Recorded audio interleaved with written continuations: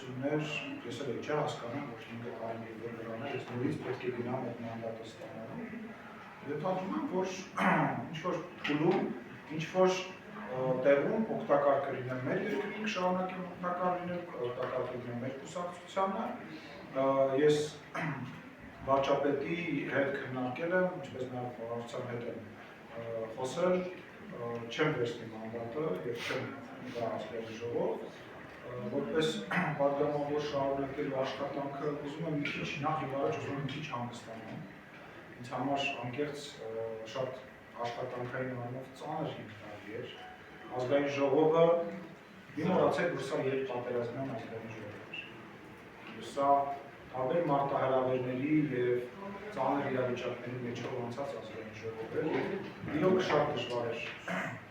այն աշխատանքը, որը ես իմ գործընկերների հետ մեկտեղ իրականացրել եմ, և իսկականից ուզում եմ մի քիչ հանգստանալ։ Նաև անձնական կյանք ունեմ և անձնական կյանքս եմ ուզում ինչ-որ ձևով արդեն վերջնական կարգավորել և ուզում եմ ինչ-որ ժամանակ դուք էլ ինձ կարոտեք և մարդկանց շատ չհոգնեցնեք։ Ինչ-որ բան բաց թողեցի։ Վարչապետի հետ քննարկել եք հետագա հանգստանալուց հետո։ Ոչ, այս պահին որևիցե բան չենք քննարկել, որևիցե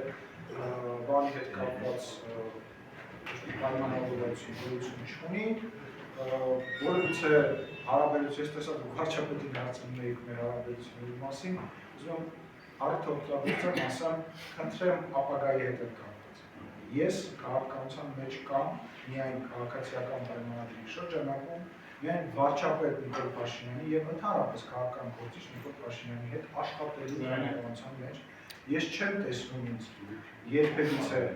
առանց Նիկոլ Փաշինյանի որևիցե քաղաքական պրոցեսում։ Հանեք այդ հարցը ոչ ինձ, ոչ վարչապետին այդ հարցով